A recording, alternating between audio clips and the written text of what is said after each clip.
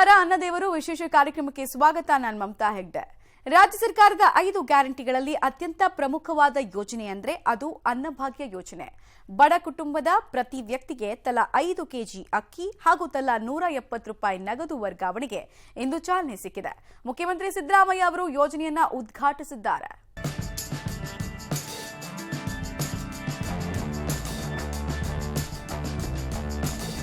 ರಾಜ್ಯ ಸರ್ಕಾರದ 5 ಗ್ಯಾರಂಟಿಗಳಲ್ಲಿ ಅತ್ಯಂತ ಪ್ರಮುಖವಾದ ಯೋಜನೆ ಅಂದ್ರೆ ಅದು ಅನ್ನಭಾಗ್ಯ ಯೋಜನೆ.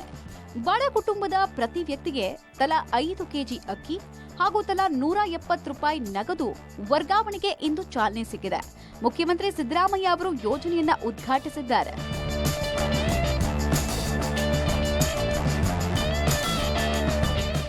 ಹಸಿವು ಮುಕ್ತ ಕರ್ನಾಟಕ ಎಂಬ ಘೋಷವಾಕ್ಯದೊಂದಿಗೆ ಅನ್ನಭಾಗ್ಯ ಯೋಜನೆಯನ್ನ 2013ರಲ್ಲೇ ಸಿದ್ದರಾಮಯ್ಯ ಸರ್ಕಾರ ಜಾರಿಗೆ ತಂದಿತ್ತು. ಈ ಯೋಜನೆಯ ಪ್ರಕಾರ ಪ್ರತಿ ಫಲಾನುಭವಿಗಳಿಗೆ ಪ್ರತಿ ತಿಂಗಳು 10 ಕೆಜಿ ಅಕ್ಕಿ ಅಥವಾ ಆಹಾರ ಧಾನ್ಯ ಉಚಿತವಾಗಿ ಸಿಗಲಿದೆ. ಆದರೆ ಯೋಜನೆಗೆ ಬೇಕಾಗುವಷ್ಟು ಅಕ್ಕಿ ಸಿಗದ ಹಿನ್ನೆಲೆಯಲ್ಲಿ 5 ಕೆಜಿ ಅಕ್ಕಿ ಬದಲಾಗಿ ಪ್ರತಿ ಫಲಾನುಭವಿಗಳಿಗೆ 170 ರೂಪಾಯಿ ಹಣವನ್ನ ನೀಡಲಾಗುತ್ತೆ. ಈ ಯೋಜನೆಗೆ ಸಿಎಂ ಸಿದ್ದರಾಮಯ್ಯ ಚಾಲನೆ ಕೊಟ್ಟರು.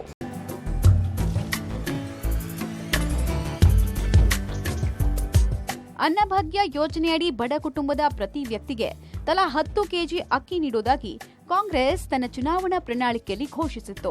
ಅದರಂತೆ ಸಿದ್ದರಾಮಯ್ಯ ಅವರು 10 ಕೆಜಿ ಅಕ್ಕಿ ನೀಡೋಕೆ ಮುಂದಾಗಿದ್ರು. ಆದರೆ ಹೆಚ್ಚುವರಿ ಅಕ್ಕಿ ಸಿಗದ ಹಿನ್ನೆಲೆಯಲ್ಲಿ 5 ಕೆಜಿ ಅಕ್ಕಿಯ ಬದಲಿಗೆ ಹಣ ನೀಡುವುದಾಗಿ ಘೋಷಿಸಿದ್ರು. ಇವತ್ತು ನಮ್ಮ 5 ಗ್ಯಾರಂಟಿಗಳಲ್ಲಿ ಬಹಳ ಪ್ರಮುಖವಾದಂಥ ಗ್ಯಾರಂಟಿ ಅನ್ನಭಾಗ್ಯ. ಇದೇನು ಹೊಸ ಕಾರ್ಯಕ್ರಮ ಅಲ್ಲ.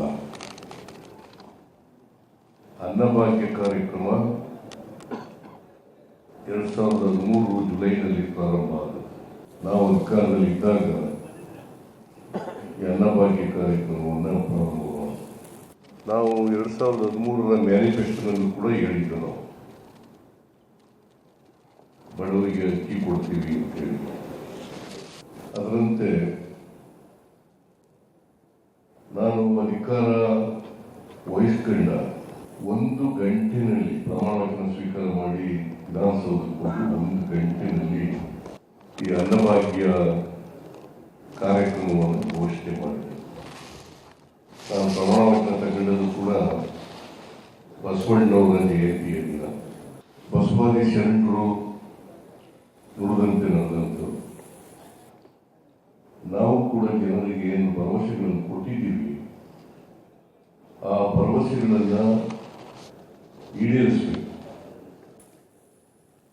ಜನರಿಗೆ ದ್ರೋಹ ಮಾಡಬಾರದು ಅಂತೇಳಿ ನಾನು ಪ್ರಮಾಣವಚನ ಸ್ವೀಕಾರ ಮಾಡಿದ ಮೊದಲನೇ ದಿನವೇ 5 ಭರವಸೆಗಳನ್ನು ಈಡೇರಿಸತಕ್ಕಂಥ ಕೆಲಸವನ್ನು ಮಾಡೋದು. ಅದರಲ್ಲಿ ಅನ್ನಭಾಗ್ಯ ಒಂದು ಕಾರ್ಯಕ್ರಮ. ಈಗಾಗಲೇ ಪ್ರಸ್ತಾಪ ಮಾಡಿದಂತೆ ಫುಡ್ ಸೆಕ್ಯೂರಿಟಿ ಆಕ್ಟ್, ಆಹಾರದ ಭದ್ರತೆಯ ಹಕ್ಕು, ಇದನ್ನ ಜಾರಿಗೆ ತಂದವರು ಕೇಂದ್ರ ಸರ್ಕಾರದಲ್ಲಿ ಮನಮೋಹನ್ ಸಿಂಗ್ ಅವರ ಸರ್ಕಾರ.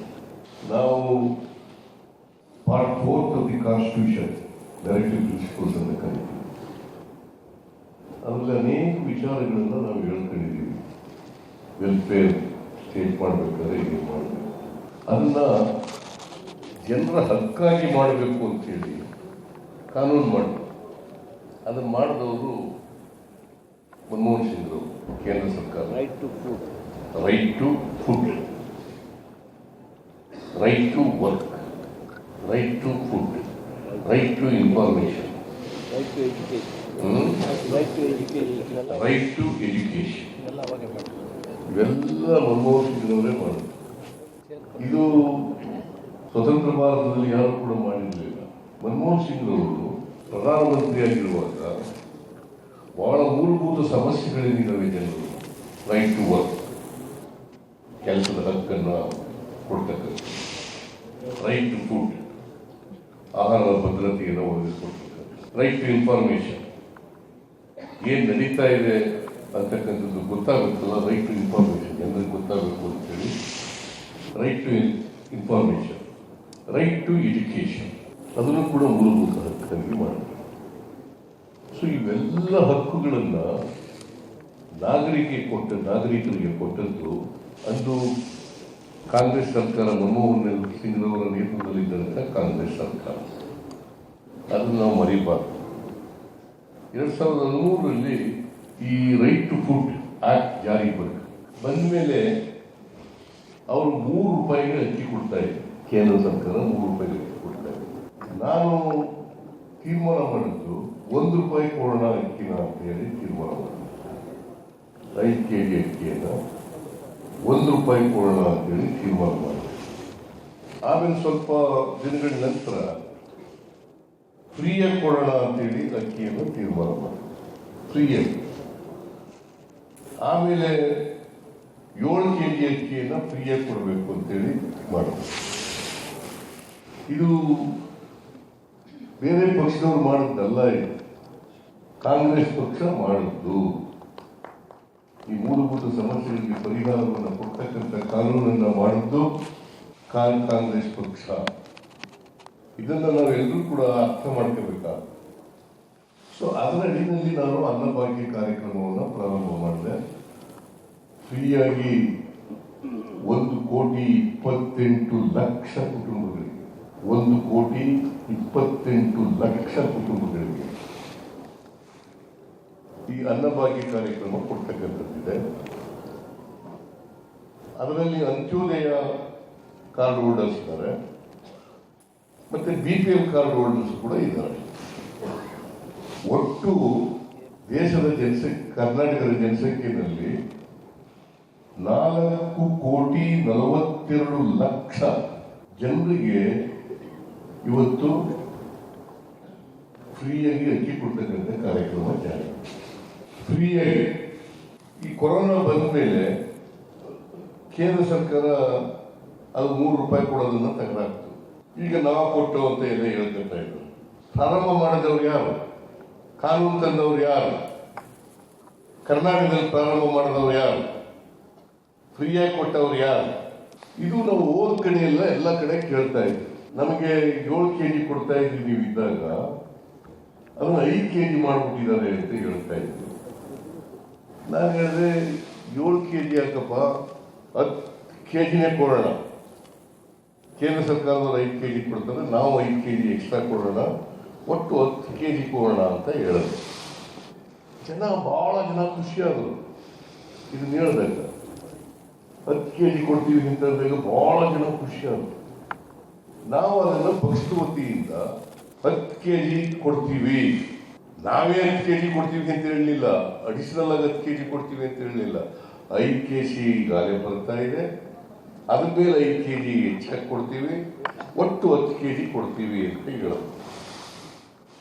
ಅದು ಹೇಳಿ ನಮ್ಮ ಸರ್ಕಾರ ಅಧಿಕಾರಕ್ಕೆ ಬಂದ್ಮೇಲೆ ಮಾತುಕತೆ ನಡ್ಕೋಬೇಕಲ್ಲ, ಕೊಟ್ಟು ಮಾತು ಉಳಿಸ್ಕೋಬೇಕಲ್ಲ. ನಾವು ಬಂದ ತಕ್ಷಣ ಮೊದಲನೇ ಕ್ಯಾಬಿನೆಟ್ನಲ್ಲೇ ನಾವು 10 kg ಕೊಡ್ತೀವಿ, 5 ಗ್ಯಾರಂಟಿಗಳನ್ನು ಕೂಡ ಈಡೇರಿಸ್ತೀವಿ ಅಂತೇಳಿ ತೀರ್ಮಾನ ಮಾಡಿದೆ. ಆಮೇಲೆ 8ನೇ ತಾರೀಕನ್ನು ಕಾಣಿಸಿದೆ, 2ನೇ ಕ್ಯಾಬಿನೆಟ್ ಮೀಟಿಂಗ್ 8ನೇ ತಾರೀಕು. 8ನೇ ತಾರೀಕಿನಲ್ಲಿ ಮತ್ತೆ ಅದನ್ನು ರೀಟ್ರೇಟ್ ಮಾಡಿ ಯಾವಾಗ ಕೊಡೋದು, ಎಲ್ಲಿಂದ ಯಾವತ್ತಿನಿಂದ ಜಾರಿ ಬರ್ತದೆ ಅಂತೇಳಿ ತೀರ್ಮಾನ ಮಾಡ್ತಾರೆ. ಈ ಕಾರ್ಯಕ್ರಮನ 10 kg ಕೊಡ್ತಕ್ಕಂಥ ಕಾರ್ಯಕ್ರಮನ ಜುಲೈ 1ನೇ ತಾರೀಕಿನಿಂದ ತೀರ್ಮಾನ ಮಾಡೋದು ಅಂತ ಆಯ್ತು. ರಾಜ್ಯದಲ್ಲಿ ಸುಮಾರು 1.29 ಕೋಟಿ BPL ಕಾರ್ಡ್ಗಳು ಬಳಕೆಯಲ್ಲಿದೆ. BPL ಕಾರ್ಡ್ ಆಧಾರದಲ್ಲಿ 4.41 ಕೋಟಿ ಫಲಾನುಭವಿಗಳು ಈ ಯೋಜನೆಯನ್ನ ಅವಲಂಬಿಸಿದ್ದಾರೆ. ಇದರಲ್ಲಿ ಪ್ರತಿಯೊಬ್ಬರ ಅಕೌಂಟ್ಗೆ ಮಾಸಿಕ ₹170 ಬರಲಿದೆ. 5 kg ಅಕ್ಕಿಯ ಜೊತೆಗೆ ಪ್ರತಿ ತಿಂಗಳು ₹170 ಸಿಗಲಿದೆ.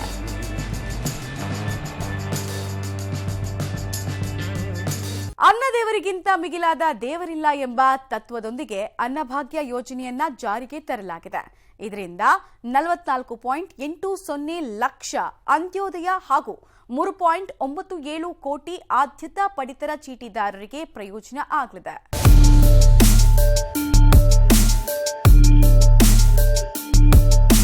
ಅನ್ನಭಾಗ್ಯ ಯೋಜನೆಯ ನೇರ ನಗದು ವರ್ಗಾವಣೆಗೆ ಮುಖ್ಯಮಂತ್ರಿ ಸಿದ್ದರಾಮಯ್ಯ ಚಾಲನೆ ಕೊಟ್ಟರು.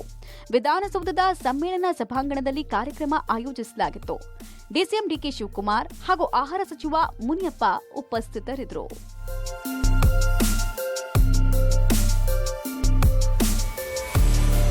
ಅನ್ನ ಅನ್ನ ದೇವರಿಗಿಂತ ಮಿಗಿಲಾದ ದೇವರಿಲ್ಲ ಎಂಬ ತತ್ವದೊಂದಿಗೆ ಅನ್ನಭಾಗ್ಯ ಯೋಜನೆಯನ್ನ ಜಾರಿಗೆ ತರಲಾಗಿದೆ. ಇದರಿಂದ 44.80 ಲಕ್ಷ ಅಂತ್ಯೋದಯ ಹಾಗೂ 3.97 ಕೋಟಿ ಆದ್ಯತಾ ಪಡಿತರ ಚೀಟಿದಾರರಿಗೆ ಪ್ರಯೋಜನ ಆಗಲಿದೆ.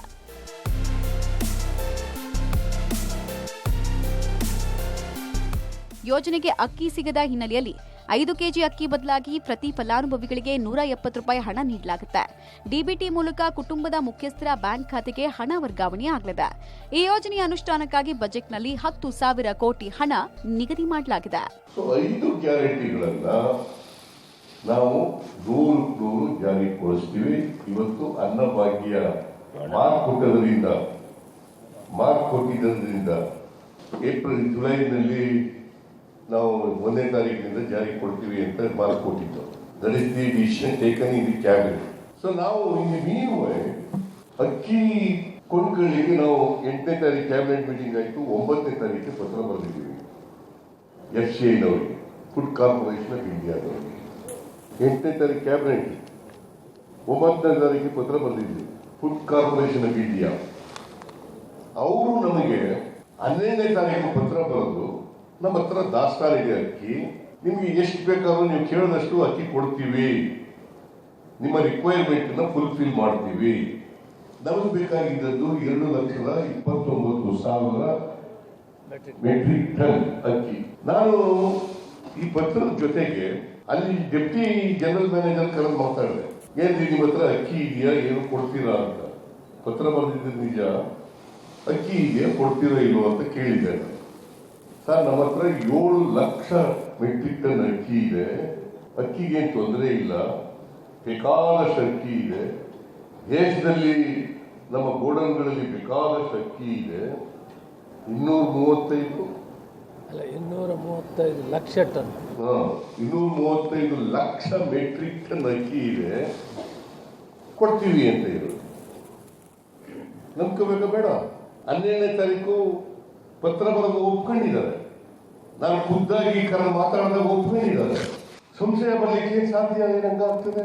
ಇದು ಗೊತ್ತಾದ ತಕ್ಷಣ ಕೇಂದ್ರ ಸರ್ಕಾರ FCI MD ಮತ್ತು ಚೇರ್ಮನ್ಗೆ ಪತ್ರ ಬರೆದು, ಇಲ್ಲ ನಾವು ರಾಜ್ಯಗಳು ಕೊಡೋದು ನಿಲ್ಲಿಸ್ಬಿಡ್ತೀವಿ, ಕೊಡಕ್ಕಾಗಲ್ಲ. 14ನೇ ತಾರೀಕು ಬರೆದಿರೋದು. ಈಗ ಹೇಳ್ತಾರೆ ಅವರು ವಿರೋಧ ಪಕ್ಷದವರು, ನಾವು ಕೇಳಿದ್ರ, ಕೇಂದ್ರ ಸರ್ಕಾರ ಕೇಳಿದ್ರ, ಅಲ್ಲ ಇವರೇ ಕೊಡ್ತೀವಿ ಅಂದ್ರೆ ಯಾಕೆ ಕೇಳಬೇಕು ನಾವು? ಇವ್ರಿಗೆ ಅಧಿಕಾರ ಇತ್ತ ಇಲ್ವೋ ಕೊಡಕ್ಕೆ? ನಮ್ಗೆ ಅಧಿಕಾರ ಇಲ್ಲ, ಕೇಂದ್ರ ಸರ್ಕಾರದಲ್ಲಿ ಒಂದ್ಸಾರಿ ಕೇಳಿ ಅಂತಂದಿದ್ರೆ ಕೇಳ್ಬೋದಾಗಿತ್ತು. ಅವ್ರು ಒಪ್ಕೊಂಡು ಕೊಡ್ತೀವಿ ಅಂತಂದ್ಮೇಲೆ ನಾವು ಸಿಗುತ್ತಲ್ಲ ಅಂದ್ಬಿಟ್ಟು ಸುಮ್ಮನೆ ಇತ್ತು.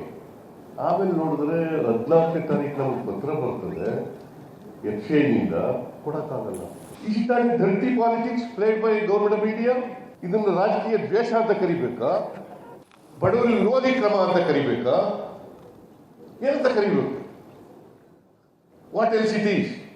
ಈಗ ನಮಗೆ ಅಕ್ಕಿ ಕೊಡಲ್ಲ ಅಂತಂದ್ರು, ಪಬ್ಲಿಕ್ ಆಕ್ಷನ್ ಮಾಡಕ್ ಹೋದ್ರು. ಖಾಸಗಿಯವ್ರಿಗೆ ಮಾತ್ರ ಕೊಡು ಅಂತ ಹೇಳಿದ್ರು. ಮಾತ್ರ ಖಾಸಗಿಯವ್ರಿಗೆ ಕೊಡಬೇಕು ಅಂತ ಎಲ್ಲ ಅದು ನೋಡಿ. After refusing rice to Karnataka, FCI fights no takers in ಈ ಆಕ್ಷನ್ ಮೂಲಕ ಕೊಡಕ್ ಹೋದ್ರು. ಯಾರು ತಗೊಳ್ಳೋದಿಲ್ಲ. ಅಕ್ಕಿ ಇಟ್ಕೊಂಡು ನಮಗೆ 34 ರೂಪಾಯಿ ಪ್ಲಸ್ ಟ್ಯಾಕ್ಸ್, ಟ್ರಾನ್ಸ್ಪೋರ್ಟೇಷನ್ ಕಾಸ್ಟು ಮತ್ತು ಇದರ ಎಲ್ಲ ಸೇರಿ 36 ರೂಪಾಯಿ 60 ಪೈಸೆಗೆ ಕೊಡ್ತಿದ್ರು. 34 ರೂಪಾಯಿ ಅಕ್ಕಿಗೆ ಪ್ಲಸ್ 2 ರೂಪಾಯಿ 60 ಪೈಸೆ ಟ್ರಾನ್ಸ್ಪೋರ್ಟೇಷನ್ ಕಾಸ್ಟು ಮತ್ತು ಬೇರೆ ಬೇರೆ ಕಮಿಷನ್ ಅದು ಇದು ಕೊಡ್ತಿದ್ರು. ನಾವು ಅಷ್ಟೇ ತಗೊಳ್ತೀವಿ ಅಂತ ಹೇಳಿತ್ತು. ಅದೇನು ಪುಕ್ಕಟ್ಟೆ ಕೇಳಿಲ್ಲ ನಾವು. ದುಡ್ಡು ಕೊಡ್ತೀವಪ್ಪ. 1 ಕೆಜಿ ಅಕ್ಕಿಗೆ 36 ರೂಪಾಯಿ 60 ಪೈಸೆ ಕೊಡ್ತೀವಿ, ಕೊಡ್ರಿ ಅಂತ ಕೇಳಿದ್ವಿ. ಪಾಲಿಟಿಕ್ಸ್. ಅದು ಪಾಲಿಟಿಕ್ಸ್ ಅಂತಂದ್ರೆ ಈ ತರ ಇದು ಬಡವರ ದ್ರೋಹದ ಕೆಲಸ, ಇದೆ ಬಡವರಿಗೆ ದ್ರೋಹ ಮಾಡ್ತಕ್ಕಂಥ ಕೆಲಸ. ಸೊ ಹಾಗಾಗಿ ನಾವು ಏನ್ ಮಾಡಿದ್ರು, ಇವರು ಯಾವಾಗ FCIನವ್ರ ಪತ್ರ ಬಂದ ಮೇಲೆ ಛತ್ತೀಸ್ಗಢ, ಪಂಜಾಬು, ಆಮೇಲೆ ತೆಲಂಗಾಣ, ಆಂಧ್ರ, ನಾನೇ ಪಂಜಾಬ್ ಚೀಫ್ ಮಿನಿಸ್ಟರ್ ಜೊತೆ ಮಾತಾಡಿದೆ, ನಾನೇ ಛತ್ತೀಸ್ಗಢ ಚೀಫ್ ಮಿನಿಸ್ಟರ್ ಜೊತೆ ಮಾತಾಡಿದೆ. ನಾನೇ ತೆಲಂಗಾಣ ಚೀಫ್ ಮಿನಿಸ್ಟರ್ ಜೊತೆ ಮಾತಾಡಿದೆ, ಆಂಧ್ರ ಚೀಫ್ ಸೆಕ್ರೆಟರಿ ಜೊತೆ ನಾವು ಚೀಫ್ ಸೆಕ್ರೆಟರಿ ಮಾತಾಡಿದ್ದಾರೆ. ಎಲ್ಲೂ ಕೂಡ 2,29,000 ಮೆಟ್ರಿಕ್ ಟನ್ ಅಕ್ಕಿಯನ್ನ ಕೊಡ್ತೀವಿ ಅಂತ ಹೇಳಿಲ್ಲ. ಪಂಜಾಬ್ನವರು ಇಲ್ಲಿ ಆಪ್ ಪಾರ್ಟಿಯವರು ಕೂಡ ನಾವು ಅಕ್ಕಿ ಕೊಡ್ತೀವಿ ಅಂದ್ರು. ನಾನು ಚೀಫ್ ಮಿನಿಸ್ಟರ್ ಮಾತಾಡಿದೆ, ಅಕ್ಕಿ ನಮ್ಮ ಹತ್ರ ಇಲ್ಲ, ಸೆಪ್ಟೆಂಬರ್ ನವೆಂಬರ್ನಲ್ಲಿ ಕೊಡ್ತೀವಿ, ಮುಂದೆ ಭತ್ತ ಬೆಳೆದಾಗ ಬಂದು ಕೊಡ್ತೀವಿ ಅಂತ. ಛತ್ತೀಸ್ಗಢದವ್ರು ಹೇಳಿದ್ರು 1.5 ಲಕ್ಷ ಟನ್ ಕೊಡ್ತೀವಿ, ಅದು 1 ತಿಂಗಳು ಮಾತ್ರ ಕೊಡ್ತೀವಿ, ಕೊಡಕ್ಕಾಗಲ್ಲ ಅಂತಂದ್ರು. ಇವರು ತೆಲಂಗಾಣ ಚೀಫ್ ಮಿನಿಸ್ಟರು ಒಂದಿನ ಆಗಲ್ಲ ಅಂತಂದ್ರು, ಇನ್ನೊಂದು ದಿನ ಫೋನ್ ಮಾಡಿ ಭತ್ತ ಬೇಕಾ ಕೊಡ್ತೀವಿ ಅಂತಂದ್ರು. ನಮ್ಗೆ ಭತ್ತ ಬೇಕು, ನಾವೇ ಪ್ರೂವ್ ಮಾಡ್ತೀವಿ ರೈತರ ಹತ್ರ ಅಂತ ಹೇಳಿದೆ. ಆಮೇಲೆ ಆಂಧ್ರದವ್ರ ಹತ್ರ ಮಾತಾಡಿದ್ರು, ಆಂಧ್ರದವ್ರ ಹತ್ರ ಕೂಡ ಸಿಗ್ಲಿಲ್ಲ. ಅದಕ್ಕೆ ನಮಗೆ ಒಳ್ಳೆ ಇಕ್ಕಟ್ಟಿನ ಪರಿಸ್ಥಿತಿ. ಒಂದ್ ಕಡೆ ಮಾತು ಕೊಟ್ಬಿಟ್ಟಿದ್ದೀವಿ, ಜುಲೈ 1ನೇ ತಾರೀಕಿನಿಂದ ಜಾರಿ ಕೊಡ್ತೀವಿ ಅಂತ ಹೇಳ್ಬಿಟ್ಟಿದ್ದೀವಿ, ಅಕ್ಕಿ ಸಿಗ್ತಾ ಇಲ್ಲ ಮಾರುಕಟ್ಟೆಯಲ್ಲಿ. ಆಮೇಲೆ ಕೇಂದ್ರ ಸಂಘದ ಏಜೆನ್ಸಿಗಳಿಂದ ಕೊಟೇಶನ್ ಕರೆದವರು,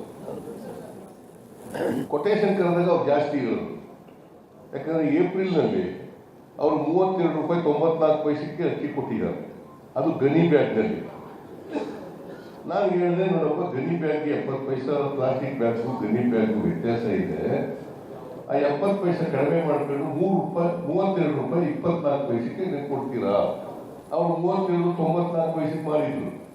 ಏಪ್ರಿಲ್ ಕೊಟ್ಟವರೆ ನಾನು 32 70 ಪೈಸೆಗೆ ನೀವ್ಯಾರ ಕೊಟ್ಟಿದ್ದೀರಪ್ಪ? NCCF ಹೇಳಿದ್ರೆ ಕೊಟ್ಟಿದ್ದೀವಿ, ಕೊಡ್ರಿ ಅಂತ. ಆಗಲ್ಲ ಅಂತ.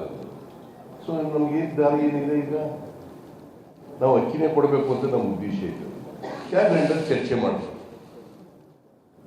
ಮಾಡಿ ಇಲ್ಲ, ಈ ಒಂದು ಅಕ್ಕಿ ಸಿಕ್ಕವರಿಗೆ ದುಡ್ಡು ಕೊಟ್ಬಿಡೋಣ ನಾವು ಮಾತನಂತೆ ಅಂತ ಹೇಳಿ 34 ರೂಪಾಯಿನಂತೆ 5 kg ಅಕ್ಕಿ, ತಲಾ 5 kg ಅಂದ್ರೆ 170 ರೂಪಾಯಿ.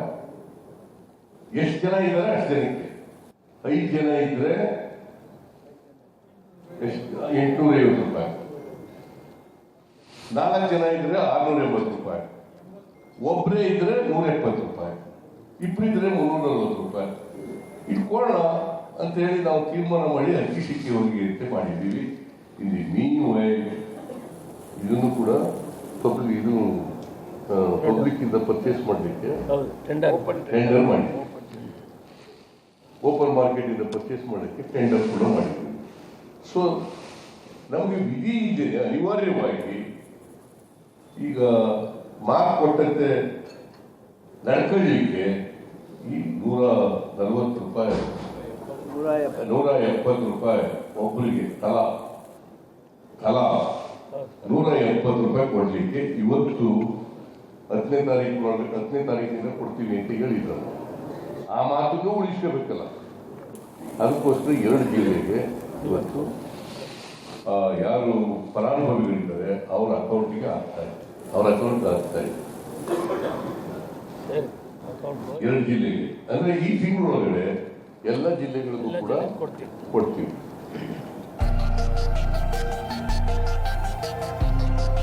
ಅಕ್ಕಿ ದಾಸ್ತಾನು ಇದ್ರೂ ಪ್ರತಿ ಕೆಜಿಗೆ 34 ರೂಪಾಯಿ ಕೊಡೋಕೆ ನಾವು ತಯಾರಿದ್ರು ಕೇಂದ್ರ ಸರ್ಕಾರ ಅಕ್ಕಿ ಕೊಡ್ತಾ ಇಲ್ಲ. FCI ಮೊದಲು ಅಕ್ಕಿ ಮಾರಾಟ ಮಾಡೋಕೆ ಒಪ್ಪಿಗೆಯನ್ನ ಸೂಚಿಸಿ ಅನಂತರ ನಿರಾಕರಣೆ ಮಾಡಿದೆ. ಇದರ ಹಿಂದೆ ಕೇಂದ್ರದ ರಾಜಕೀಯ ಇದೆ ಅಂತ ಸಿಎಂ ಸಿದ್ದರಾಮಯ್ಯ ಆರೋಪಿಸಿದ್ರು. ನಾವು ಜುಲೈ ತಿಂಗಳಲ್ಲಿ ಕೊಡ್ತೀವಿ ಅಂತ ಹೇಳಿದ್ದು 10ನೇ ತಾರೀಕಿನಿಂದ ಪ್ರಾರಂಭ ಮಾಡಿದ್ದೀವಿ. ಈ ತಿಂಗಳೊಳಗಡೆ ಎಲ್ಲ ಜಿಲ್ಲೆಗಳಿಗೂ ಕೂಡ ಕೊಟ್ಟು ಮುಗಿಸ್ತೀವಿ ಎಲ್ಲರೂ. ಮತ್ತೆ ಮುಂದಿನ ತಿಂಗಳು ಕೂಡ ಅಕ್ಕಿ ಸಿಕ್ಕವರಿಗೆ ಮುಂದಿನ ತಿಂಗಳು ಕೂಡ ಕೊಡ್ತೀವಿ. ಇದಕ್ಕೆ ಸುಮಾರು 10,000 ಕೋಟಿ ರೂಪಾಯಿ ವರ್ಷಕ್ಕೆ ತೆಗೆದುಕೊಳ್ಳುತ್ತೆ. 10,000 ಕೋಟಿ ರೂಪಾಯಿ ಎಲ್ಲ ಗ್ಯಾರಂಟಿಗಳನ್ನ ಜಾರಿಗೊಳಿಸಿದ್ರೆ ವರ್ಷಕ್ಕೆ ತೆಗೆದುತಕ್ಕಂಥ ವೆಚ್ಚ more than 52,000 crores, 52,000 ಹೆಚ್ಚು ಕೋಟಿ ರೂಪಾಯಿ. ಸೊ ಈಗಾಗಲೇ 3 ಗ್ಯಾರಂಟಿಗಳು ಜಾರಿಯಾಗಿದ್ದಾವೆ. ಇದು ಸೇರಿ ಅಕ್ಕಿ ಅನ್ನಭಾಗ್ಯನು ಸೇರಿ 4ನೇದು ಗೃಹಲಕ್ಷ್ಮಿ ಆಗಸ್ಟ್ 14ನೇ ತಾರೀಕಿನಿಂದ ಆಗ್ತದೆ. ಮತ್ತೆ ನವೆಂಬರ್ ಡಿಸೆಂಬರ್ನಲ್ಲಿ ಯುವ ನಿಧಿ ಪ್ರಾರಂಭ ಆಗ್ತದೆ. 4 ಗ್ಯಾರಂಟಿಗಳು ಕೂಡ ಜಾರಿ ಆಗ್ತವೆ. ಅದರಿಂದ ನಾನು ಎಲ್ಲ ಫಲಾನುಭವಿಗಳಲ್ಲಿ ಮನವಿ ಮಾಡ್ತೇನೆ, ಇದರ ಉಪಯೋಗವನ್ನು ಪಡೆದುಕೊಳ್ಳಬೇಕು ಅಂತ ಹೇಳಿ ನಾನು ಎಲ್ಲರೂ ಕೂಡ ಮನವಿಯನ್ನು ಮಾಡಲಿಕ್ಕೆ ಬಯಸ್ತೇನೆ. ಎಲ್ಲ ಫಲಾನುಭವಿಗಳು 4,42,00,000 ಜನರು ಇದರ ಪ್ರಯೋಜನವನ್ನು ಪಡ್ಕೊಳ್ತಕ್ಕಂಥದ್ದು. ಅವರೆಲ್ಲರಿಗೂ ಕೂಡ ಇವತ್ತು ಪ್ರತಿ ತಲಾ ಅನ್ನಭಾಗ್ಯ BPL ಕಾರ್ಡ್ ಹೋಲ್ಡರ್ಸ್ಗೆ ಮತ್ತೆ ಅಂತ್ಯೋದಯ ಕಾರ್ಡ್ ಹೋಲ್ಡರ್ಸ್ ಎರಡೂ ಕಾರ್ಡ್ ಹೋಲ್ಡರ್ಸ್ ಕೂಡ ಕೊಡ್ತಾ ಇದ್ದೀವಿ. ನಾವು ಹೇಳಿದ್ದೇನೆ ಅಂತ್ಯೋದಯದವರಿಗೆ ಮತ್ತು BPL ಕಾರ್ಡ್ ಹೋಲ್ಡರ್ಸ್. ಅದನ್ನು ವಿರೋಧ ಪಕ್ಷದವರು ಬೇರೆ ಬೇರೆ ರೀತಿಯಲ್ಲಿ ವ್ಯಾಖ್ಯಾನ ಮಾಡಕ್ಕೆ ಹೋಗ್ತಾರೆ. ಬಟ್ ಜನ ಖುಷಿಯಾಗಿದ್ದಾರೆ ಪಾಪ. Beneficiaries they are very happy. ಅದಕ್ಕೆ ಇವ್ರಿಗೆ ಹೊಟ್ಟೆ ಹೋಗಿ ಪಾಪ, ವಿರೋಧ ಪಕ್ಷದವ್ರಿಗೆಲ್ಲ ಹೊಟ್ಟೆ ಹೋಗಿ. ಏನೇ ಇರಲಿ, ನಾನು ಹೆಚ್ಚು ಮಾತಾಡಕ್ಕೆ ಹೋಗಲ್ಲ. ಇಂದಿನಿಂದ ಈ ತಿಂಗಳ ಕೊನೆವರೆಗೆ ಒಳಗಡೆ ಜಿಲ್ಲೆಯ ಎಲ್ಲ ಜಿಲ್ಲೆಗಳಿಗೂ ಕೂಡ ಎಲ್ಲ ಬೆನಿಫಿಷರಿಗಳಿಗೂ ಕೂಡ ಈ ಅಕ್ಕಿ ಬದಲಿಗೆ ಹಣವನ್ನು ಸಂದಾಯ ಮಾಡ್ತಾ ಇದ್ದೀವಿ. 5 kg ಕೊಡ್ತೀವಿ. 5 kg ಕೇಂದ್ರ ಸರ್ಕಾರ ಕೊಡ್ತಿದೆ, ಅದನ್ನು ಕೊಡ್ತೀವಿ. ಅದ್ರ ಜೊತೆಗೆ ಇದನ್ನ ಕೊಡ್ತಕ್ಕಂಥ ಕೆಲಸ ಮಾಡ್ತಾ ಇದ್ದೀವಿ. ಸೊ ಕೊಟ್ಟ ಮಾತಿನಂತೆ ನಡ್ಕೊತೀವಿ. ಆಮೇಲೆ ನೇರ ನಗದು ವರ್ಗಾವಣೆ DBT ಅಂತ ಕರೀತಾರೆ. ಇದನ್ನ ಇವತ್ತು ಅತ್ಯಂತ ಸಂತೋಷದಿಂದ ಚಾಲನೆಯನ್ನ ಮಾಡಿದ್ದೇನೆ. ನಾನು ಎಲ್ಲ ಬೆನಿಫಿಷರೀಸ್ನಲ್ಲಿ ಹೊಟ್ಟೆ ತುಂಬ ನಾನು ಈ ದುಡ್ಡನ್ನ ನೀವು ನಿಮ್ಮ ದಿನ ಉಪಯೋಗಿ ಕೆಲಸಗಳಿಗೆ ಬಳಸ್ಕೊಳ್ಳಿ. ಇಲ್ಲ, ಇದನ್ನು ಅಕ್ಕಿ ಕೊಂಡ್ಕೊಂಡು ಹೊಟ್ಟೆ ತುಂಬ ಊಟ ಮಾಡಿ ನೆಮ್ಮದಿಯಾಗಿ.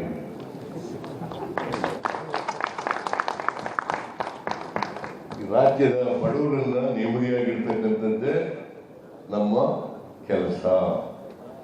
ಇದನ್ನ ನಾವು ಮಾಡ್ತಾ ಇದ್ದೀವಿ.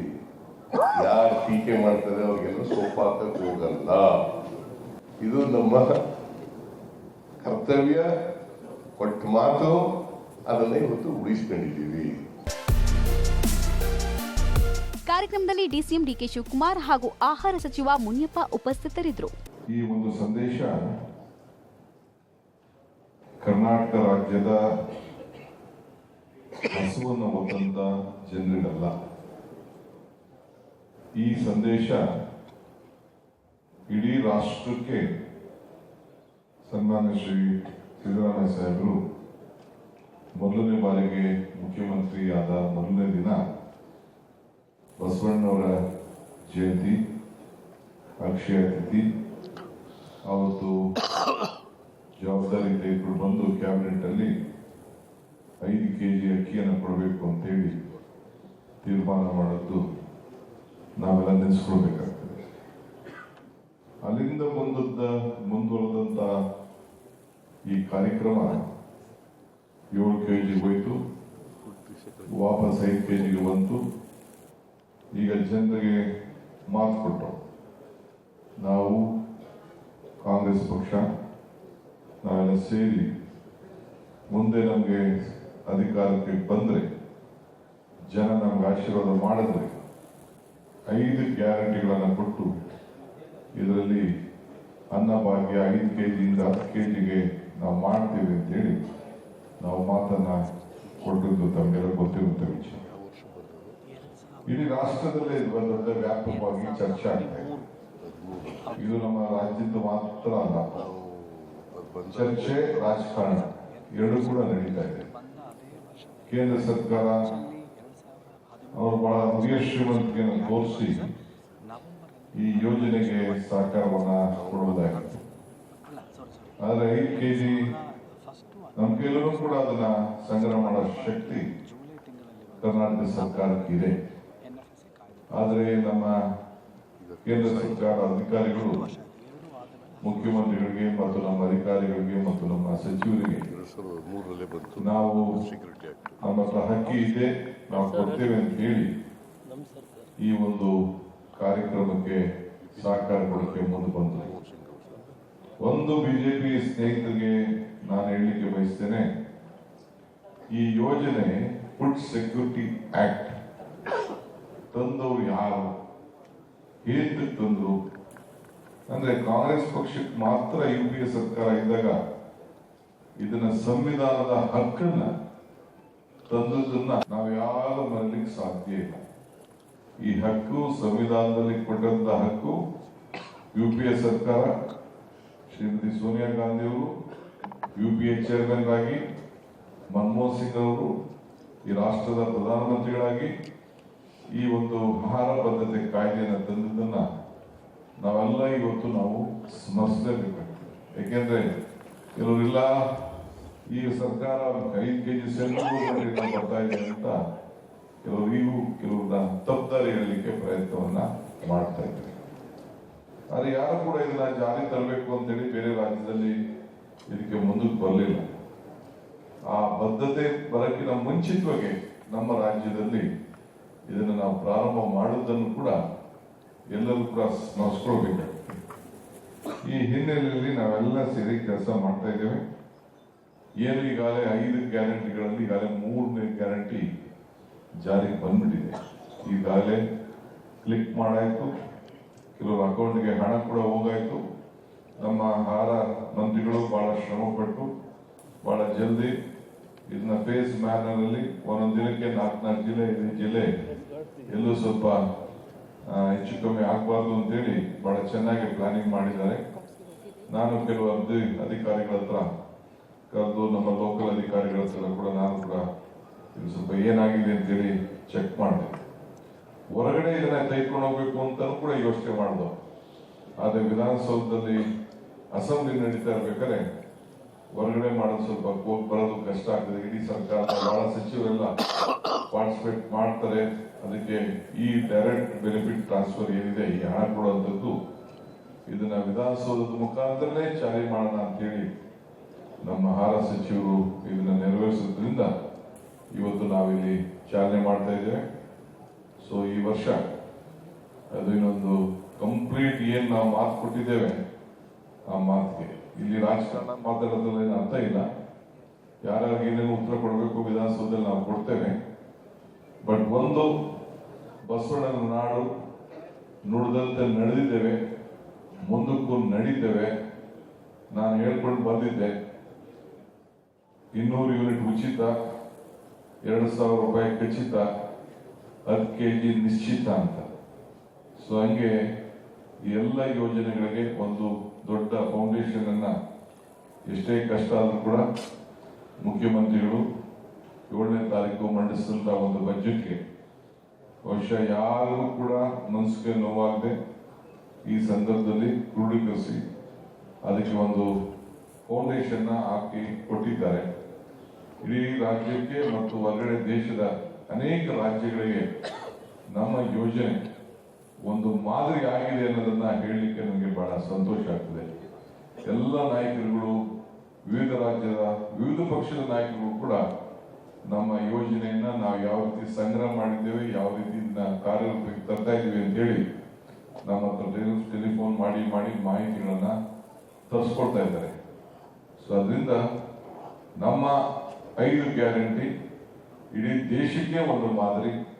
ಪ್ರಜಾಪ್ರಭುತ್ವ ವ್ಯವಸ್ಥೆಗೆ, ಜನರಿಗೆ, ನೊಂದಂತ ಜನರಿಗೆ ಇವತ್ತೇನು ಬೆಲೆ ಏರಿಕೆಯಿಂದ ಜನ ತತ್ತರಿಸ್ತಾ ಇದ್ದಾರೆ, ನೋವು ಅನುಭವಿಸ್ತಾ ಇದ್ದಾರೆ, ಅವರ ಬದುಕಿಗೆ ಈಗಾಗಲೇ ಒಂದು ತಿಂಗಳಿಗೆ ಸರಾಸರಿ 5,000 ರೂಪಾಯಿ ಒಂದು ಕುಟುಂಬಕ್ಕೆ ತಲುಪೋ ರೀತಿಯಲ್ಲಿ ನಮ್ಮ ಯೋಜನೆ 200 ಯೂನಿಟ್ ವರೆಗೂ ವಿದ್ಯುತ್ ಶಕ್ತಿ, 2,000 ರೂಪಾಯಿ ಗೃಹಲಕ್ಷ್ಮಿ, 10 kg ಅನ್ನಭಾಗ್ಯ ಮತ್ತು ಸುಮಾರು ಬಸ್ ಆವರೇಜ್ 1,000 ರೂಪಾಯಿ ಆಗ್ಬೋದು, ಉಳಿಬಹುದು ಅಂತ ತಿಳ್ಕೊಂಡಿದ್ವಿ. 1 ಆಗ್ಬೋದು, 1.5 ಆಗ್ಬೋದು. ಮತ್ತು ಯುವಕರಿಗೆ ಇವೆಲ್ಲ ಸೇರಿದ್ರೆ ಸರಾಸರಿ 5,000 ರೂಪಾಯಿ ಕೂಡ ಒಂದು ಕುಟುಂಬಕ್ಕೆ ತಲುಪುವಂತ ವ್ಯವಸ್ಥೆ ಮೊದಲನೇ ಬಾರಿಗೆ ತಿಂಗಳಿಗೆ ತಿಂಗಳಿಗೆ ಇದು ಮೊದಲನೇ ಬಾರಿ ಕರ್ನಾಟಕ ರಾಜ್ಯದಲ್ಲಿ ಸಿದ್ದರಾಮಯ್ಯ ನೇತೃತ್ವದ ಸರ್ಕಾರ, ಕಾಂಗ್ರೆಸ್ ಸರ್ಕಾರ ಮಾಡಿದೆ ಅನ್ನೋದನ್ನ ಹೇಳಲಿಕ್ಕೆ ನನಗೆ ಬಹಳ ಸಂತೋಷ ಆಗ್ತದೆ. ಒಂದು ಮೊಟ್ಟ ಮೊದಲ ದಿಟ್ಟ ಹೆಜ್ಜೆ ಕಾಂಗ್ರೆಸ್ ಪಕ್ಷದ ಸರ್ಕಾರ ಸನ್ಮಾನ್ಯ ಸಿದ್ದರಾಮಯ್ಯನವರ ನಾಯಕತ್ವದಲ್ಲಿ ಈ ದಿನ ಪ್ರಾರಂಭ ಆಗಿದೆ. ಪ್ರತ್ಯೇಕ ಜೀವನದಲ್ಲಿ ಪ್ರತಿಯೊಬ್ಬ ವ್ಯಕ್ತಿ ಕೂಡ ಯಾವುದನ್ನು ಸಾಕು ಅಂತ ಹೇಳೋದಿಲ್ಲ, ಅನ್ನ ಮಾತ್ರ ಸಾಕು ಅಂತ ಹೇಳಿ ಅಂತಹ ಒಂದು ಭಾಗ್ಯವನ್ನ ಅವರು ಹಿಂದೆ ಮುಖ್ಯಮಂತ್ರಿ ಆಗಿದ್ದಾಗ ಅದನ್ನೇ ಮೊಟ್ಟ ಮೊದಲಿಗೆ ಪ್ರಾರಂಭ ಮಾಡಿದ್ರು. ಇವತ್ತು ಕೂಡ ಪ್ರಾರಂಭ ಮಾಡಿದ್ದಾರೆ. ಭಾರತ ಸರ್ಕಾರ, ಅಖಿಲ ಭಾರತ ಕಾಂಗ್ರೆಸ್ ಪಕ್ಷ ಅಧ್ಯಕ್ಷರು, ಕಾಂಗ್ರೆಸ್ ಪಾರ್ಲಿಮೆಂಟರಿ ಪಾರ್ಟಿನ ಚೇರ್ಮನ್ ಅವರ ಸಲಹೆ ಮಾರ್ಗದರ್ಶನದಲ್ಲಿ 2013ರಲ್ಲಿ UPA ಸರ್ಕಾರ ಸನ್ಮಾನ್ಯ ಮನಮೋಹನ್ ಸಿಂಗ್ ಅವರು ಈ ಭಾರತದಲ್ಲಿ ಕಟ್ಟಕಡೆ ವ್ಯಕ್ತಿ ಯಾರು ಕೂಡ ಊಟ ಇಲ್ಲ, ಅನ್ನ ಇಲ್ಲ ಅಂತ ಮಲಗಬಾರದು ಅಂತ ಒಂದು ಕಾನೂನನ್ನು ಮಾಡ್ತಾರೆ. ಫುಡ್ ಸೆಕ್ಯೂರಿಟಿ ಆಕ್ಟ್ ಅನ್ನ ಜಾರಿಗೆ ತಂದಂತದ್ದು UPA ಸರ್ಕಾರ. 2005ರಲ್ಲಿ ಮಹಾತ್ಮ ಗಾಂಧಿ ರಾಷ್ಟ್ರೀಯ ಉದ್ಯೋಗ ಖಾತ್ರಿ ಯೋಜನೆ ಕೊಟ್ಟು ಯಾವುದೇ ಒಬ್ಬ ವ್ಯಕ್ತಿ ಕೆಲಸ ಇಲ್ಲ ಊಟ ಇಲ್ಲ ಅಂತ ಹೇಳಬಾರ್ದು ಅಂತ ಅದೊಂದು ಇತಿಹಾಸವಾದಂತ ಇಂಥ ಮಹತ್ವವಾದ ಕಾರ್ಯಕ್ರಮಗಳನ್ನ ಇವತ್ತು ಈ ಭಾರತ ದೇಶಕ್ಕೆ ಕೊಟ್ಟಿದ್ದು ಕಾಂಗ್ರೆಸ್ ಪಕ್ಷದ ಸರ್ಕಾರ ಅನ್ನೋದನ್ನ ಇಲ್ಲಿ ತಿಳಿಸಲಿಕ್ಕೆ ಇಷ್ಟಪಡ್ತೀನಿ. ಇದೊಂದು ಮಹತ್ವವಾದ ಘಟನೆ. ಬಹುತೇಕ ಜುಲೈ 1ನೇ ತಾರೀಕು ಅಕ್ಕಿ ಕೊಡೋದಕ್ಕೆ ಎಲ್ಲ ಏರ್ಪಾಡುಗಳು ಮಾಡ್ಕೊಂಡಿದ್ವಿ.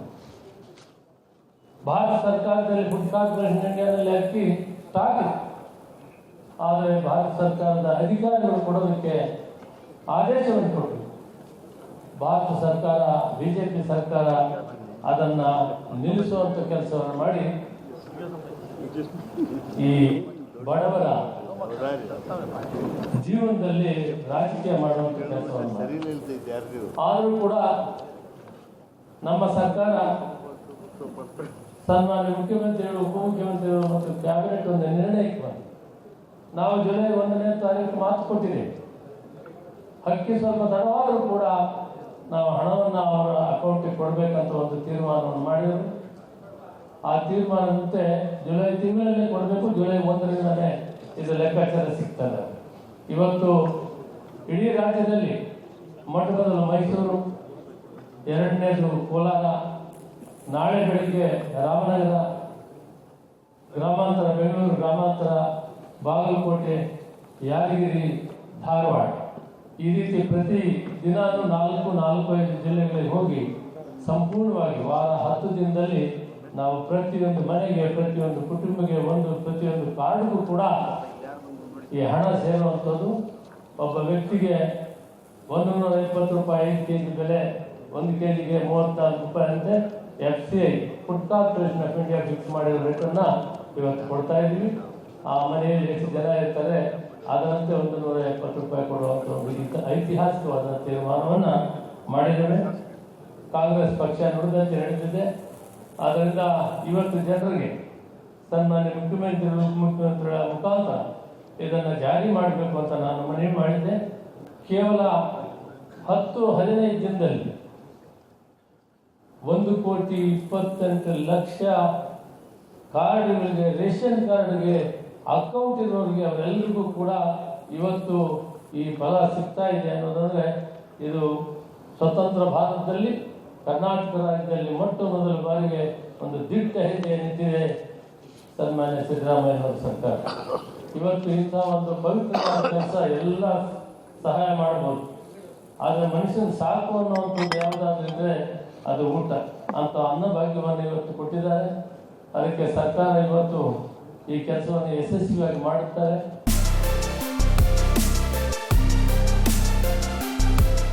ಇನ್ನು ಮುಂದೆ ಅರ್ಹ ಫಲಾನುಭವಿಗಳಿಗೆ ಪ್ರತಿ ತಿಂಗಳು 5 ಕೆಜಿ ಅಕ್ಕಿಯ ಜೊತೆಗೆ 170 ರೂಪಾಯಿ ಹಣ ಸಿಗಲಿದೆ.